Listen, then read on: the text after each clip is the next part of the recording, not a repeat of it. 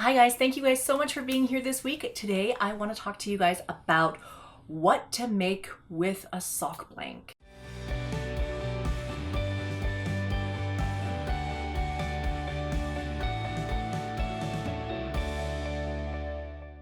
So earlier this week, we launched our Secret Stash project for this season. And so this first Secret Stash number 1, is all about sock blanks. For the past many months, I've been working on a course called Dyeing Complex Color for the School of SweetGeorgia. And so this is a video-based class that I put together, and it, teaches everybody how to dye yarn, not just making solid, flat immersion dyed yarn, but now going into things like hand painting, low water immersion, splashy colors, high contrast, lots of things to add complexity and interest to hand-dyed yarns. So one of the things that I was working on for the past couple of months was sock blanks. And so I was dyeing a bunch of sock blanks with our different dye techniques, and I was having so much fun with it and thinking that this is such a great technique to do, and it's fun to dye. I really wanted our dye team to have the opportunity to also try this technique and learn how to do it. So for this first Secret Stash, we went to the studio and I gave like a lesson and a demonstration and gave kind of like a lecture about all the different kinds of sock blanks and the different dye application techniques that could go into a sock blank. And then did a demonstration, showed this team how to dye sock blanks in a couple of different ways. And then everybody went off and created their own sort of colorways and played with some different varieties of colors and application techniques and just tried their own thing and did some experimenting. And then we all came back at the end of the day, reviewed all of the work that had been dyed, and out of that we came up with a couple of selections that we wanted to put together and offer as our Secret Stash. So this Secret Stash project is a sock blank, and we wanted to center it around sort of a color theme, around the idea of being citrusy or juicy or fruity, sweet, something like that, because we have our Mini May collection that is coming out in a couple of weeks, I guess. But Mini May is all about citrusy and sweet and stuff like that. So there was that very much in the forefront of my mind when I was working on this, that theme, very, very juicy colors. So we came up with 3 sock blanks, and let me show them to you. So here are the 3 sock blanks that we worked on and we came up with. So I want to show you guys these 3 different sock blanks and the kinds of things that you can make with them. So this first sock blank that we dyed is basically like a gradient. It was meant to produce kind of an ombre effect. So you can see there's some orange down here, and it moves up into kind of a coral color, and then there's some pink up here, and there's some speckling kind of happening, some splashy colors happening here, but ultimately it's like an ombre gradient sort of an effect. Now the thing that we did with this particular sock blank was to fold it in half when we dyed it, so that you can see if I open it up, it's symmetrical, right? So the orange is on both sides and then it's pink in the middle.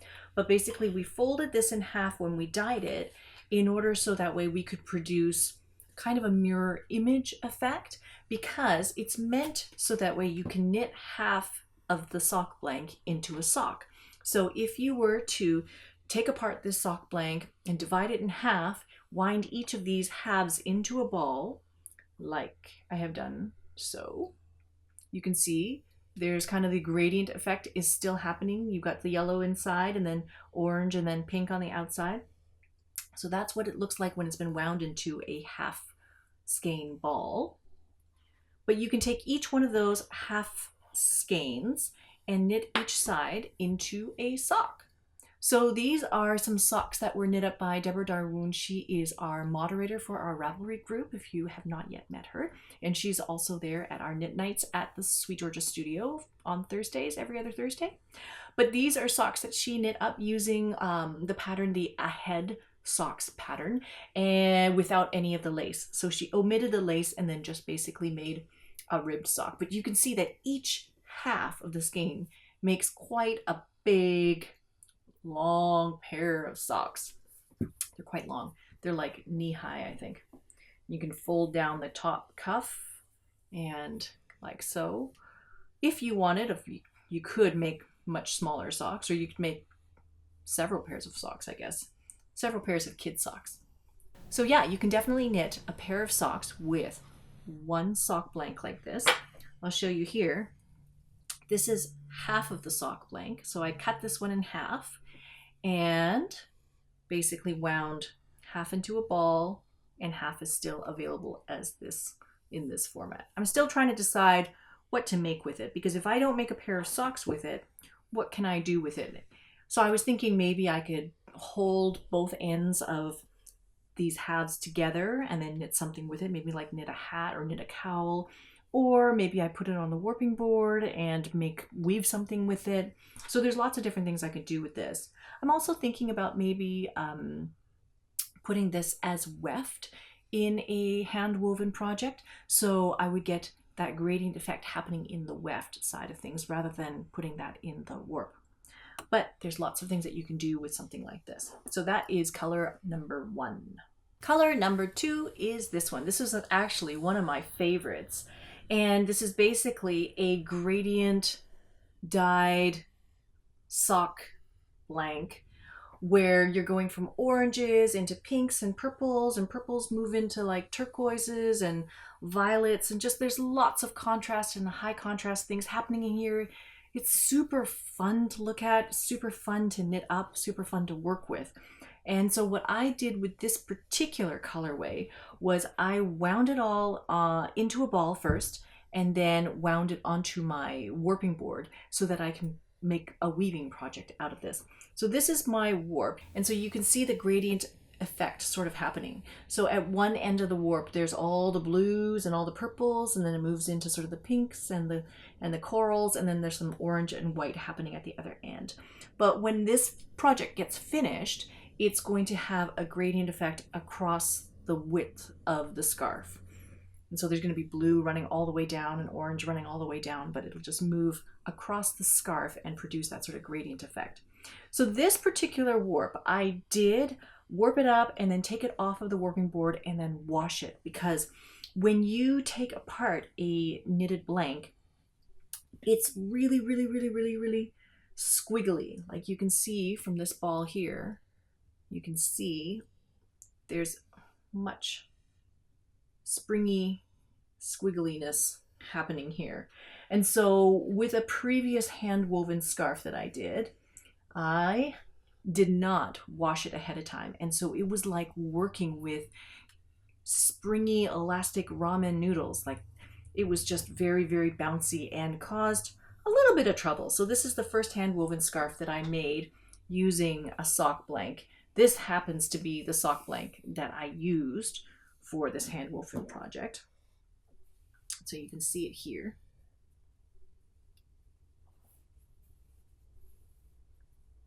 So weaving helps to distribute a lot of those colors that were in here and super erratic and super high contrast and things like that. When you finally stretch them all out onto a weaving board, you're really distributing the color a little bit more evenly, and so you can see the final result. And here's actually very mellow compared to what this happens to look like. This is not one of the ones that we did for the Secret Stash. This is one of the ones that I dyed for the Dyeing Complex Color School of Sweet Georgia class.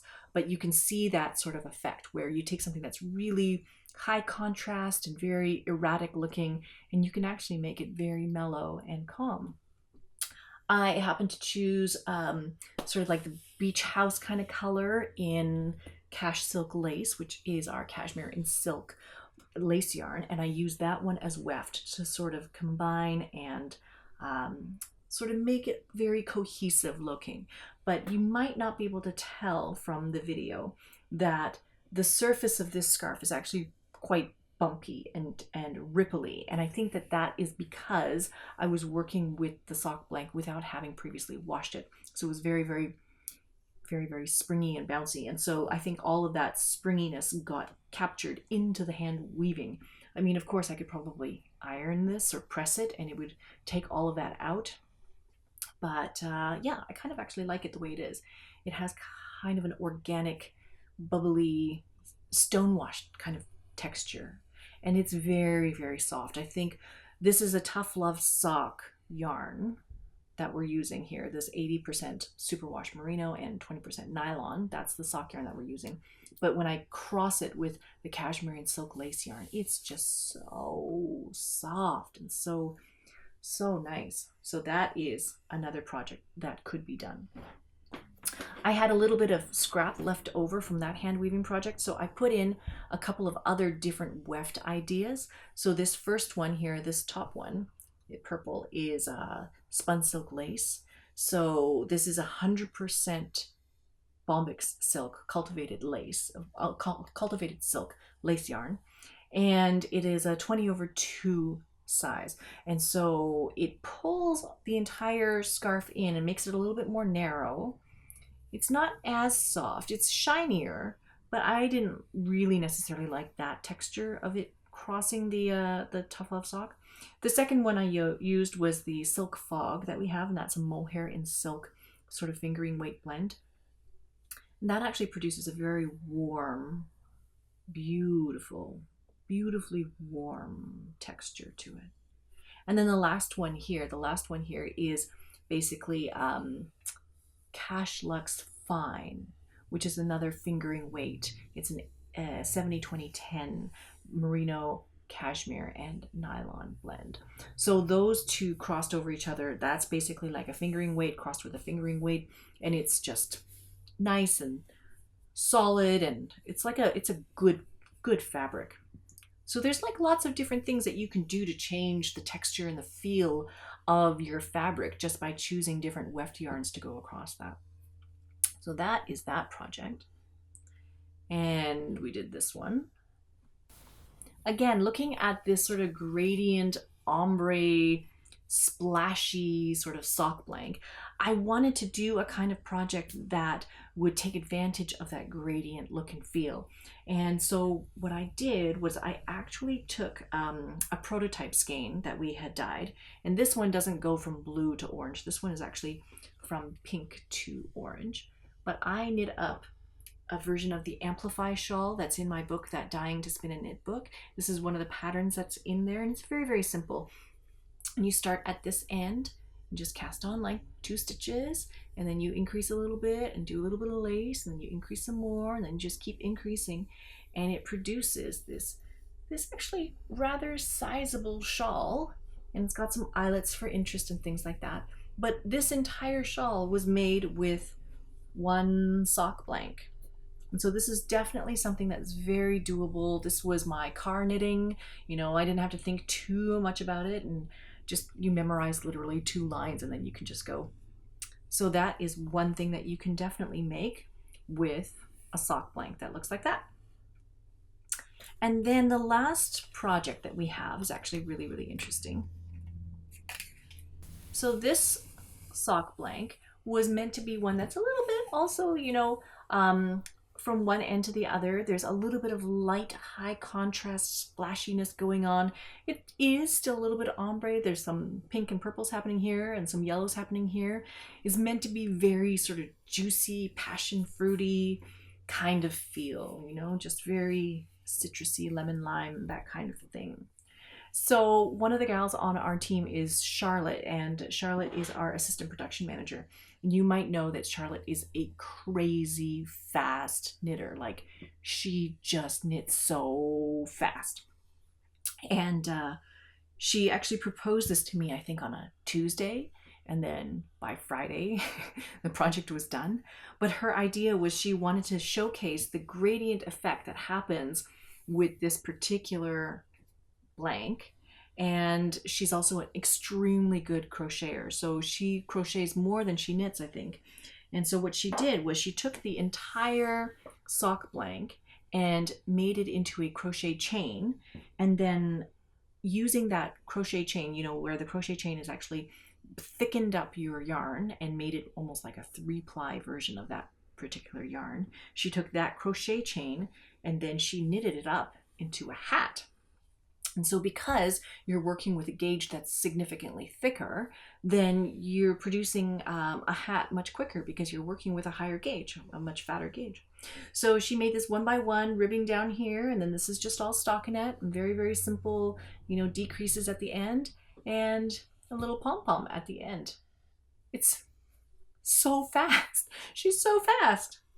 But this hat pattern is called the lighthouse hat, and basically you just chain up all of your yarn, cast on 72 stitches, and then knit your hat. Yeah, it produces this wonderful sort of mottled, speckly kind of look and feel to it. This is one of the other things about this technique, is that when you are dyeing a sock blank like this, it looks very, very solid and dark in these sections that have a lot of dye. But because the sock blank happens to be knit somewhat tightly, when you go to undo the sock yarn and, you know, wind it into a ball or something like that, the ball actually looks much more speckly because the dye is not going into every single part of that yarn, because a lot of it is being blocked by the fact that it's being knitted. So really just the outside surface of these stitches has color adhered to them. When you pick it apart and you look on the inside, there's actually some spots that are still a little bit undyed, a little bit white, and we wanted to retain that character so that way when you went to knit something like this, or when you go to knit your sock, it's not actually solid color. It feels really splashy, speckly, kind of, there's just a lot of surface interest to it. So there's just so much stuff that you can do with a sock blank, and so much stuff that you can do with these sort of gradient yarns that go from one color to another. And it's the first time that we've ever made anything like this. I mean, most of everything that we do is dyed in a skein format. So to work with a sock blank is just all brand new to us and was so much fun. So I don't imagine that this is going to be the last time that we do a project like this. This is, yeah, super fun. So I'm glad that we were able to do this as a team, and so fun and exciting to see all the dyers try different things with their yarns and try different experiments and stuff like that. And so I really hope that you guys like these yarns, and that there's something in here that has inspired you to make something new or try something that you haven't tried before. So what we would like to do is we can do a giveaway for one of these sock blanks, your choice. Yeah, you can enter by entering your information in the link down below. And so we'll do our draw 2 weeks from today, and I will email the winner and let you know, and then you can take your pick and we'll go from there. So thank you guys so much for watching. I hope you guys have a happy Friday. I wish you lots and lots of time to make things and work on your projects this weekend. Hoping that you guys get lots of enjoyment out of your knitting and making, and that you just get to enjoy color. Thank you guys so much for being here, and I will see you in the next one. Bye for now.